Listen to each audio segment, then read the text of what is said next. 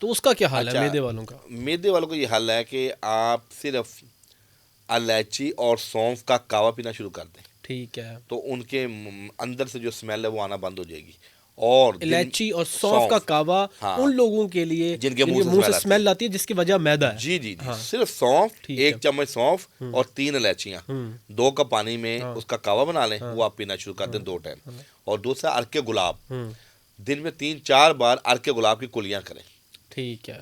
Sir वो हफ्ते 10 दिन में उनके माउथ की जो स्मेल है वो ख़त्म हो जाएगी इंशाल्लाह। ठीक है। अच्छा, दूसरा ये कि इस हवाले से बताइएगा, टूथ ब्रश हम सुबह सुबह करते हैं, कुछ लोग होते हैं कि नाश्ते से पहले कर लेते हैं और कुछ लोग नाश्ते के बाद करते हैं।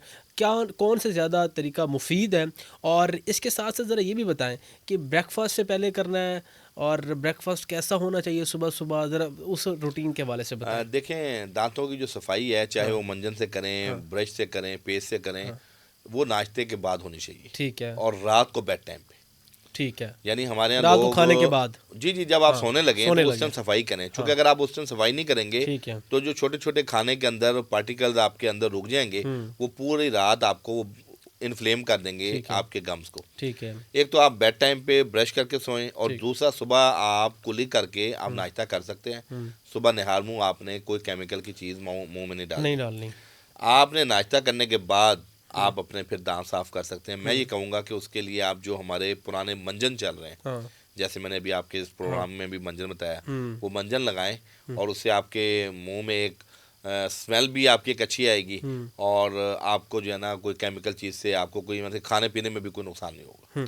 और सबसे कम खर्चे में हम सुबह क्या अच्छा नाश्ता कर सकते हैं? हाँ, नाश्ता तो सर देखें, वो कहते हैं कि एक मिसाल है ना कि नाश्ता जो है वो बादशाहों की तरह करना जी जी, चाहिए, और हमारे लोग तो बादशाह बनने के चक्करों में ऐसा ऐसा खा डालते हैं, फिर कहते हैं जी हमारे पेट की हालत ख़राब है। इस वाले से बताइएगा। देखें उमर भाई, बात यह है कि हम्म। ये आपने बड़ी प्यारी बात की कि हाँ। नाश्ता बादशाहों की तरह करें हाँ। और रात का खाना जो है ना गरीबों की, दरवेशों की तरह दरवेशों की और तरह। गरीबों की तरह खाएं। हाँ। लेकिन यहाँ हम उल्टी गंगा चल उल्टे रही है गंगा चल कि रही है। नाश्ता तो लोग सेक्रिप्ट कर रहे हैं, छोड़ रहे हैं, और हम्म। रात का खाना लोग जो है ना वो भरपूर खा रहे हैं। बिल्कुल। और रात अल्लाह ने आराम के लिए बनाया, दिन हाँ। काम के लिए बनाया। हाँ। हाँ। और रात के टाइम हम अपने लीवर के ऊपर, अपने हाँ। मैदे के ऊपर इतना बोझ देते हैं हाँ। कि वहाँ जिगर भी फैटी हो रहा है, वहाँ कोलेस्ट्रॉल भी बढ़ रहा है, हम्म। यूरिक एसिड भी बढ़ रहा है। हम्म। अच्छा सर, नाश्ते के हवाले से मैं आपको बताता चलूँ हम्म। कि नाश्ते में हम्म। जौ का दलिया, ठीक है।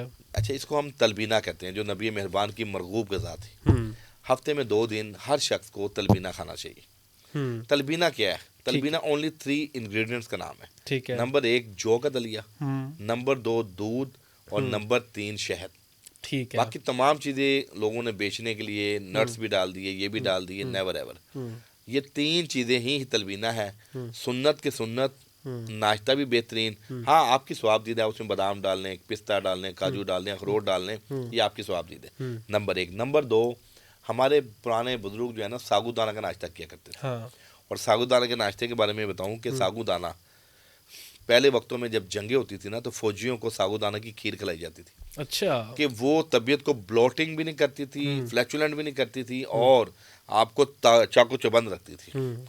तो इस दौर में हमें फिर से वो पुरानी रवायत को कायम करना है। ये नाश्ता आपकी जनरल हेल्थ के लिए भी ठीक है और इम्यूनिटी को भी इन्हांस करता है। तो सागूदाना का नाश्ता। तीसरे नंबर पे हमारी माओं को चाहिए कि बच्चों के लिए घर में अलसी के लड्डू बनते थे। अच्छा। आप यकीन करें, वो अलसी के लड्डू के अंदर सारे ये ड्राई फ्रूट होते थे, और देसी घी के अंदर भुनाई करके उसमें ये फूल मखाने वगैरह डाल के, बादाम और ये भुने हुए चने। सर वो एक लड्डू अगर बच्चा सुबह खा जाएगा दूध के साथ, तो वो जो 8-10 घंटे बच्चा तालीम हासिल कर रहा है, उसकी यादाश्त, उसकी दिमाग की प्रोग्रेस शार्प होगी। और बच्चा जो हर वक्त कहता है बच्चा मैं थका थका रहता हूँ, गिरा गिरा रहता हूँ, सर आजकल आप देखें तो सही, ये कुदरती चीज़ें छोड़ के हमने बच्चों को पैसे दे दिए हैं, वो अपनी मर्जी का नाश्ता करता है। वो नाश्ते में स्नैक्स ले ले, चिप्स ले ले, बोतल पी ले। तो बच्चों में मुझे बताएं, हाँ। नाश्ता वाहिद ऐसी गज़ा है जो जुज़े बदन बनती है। सही बात है।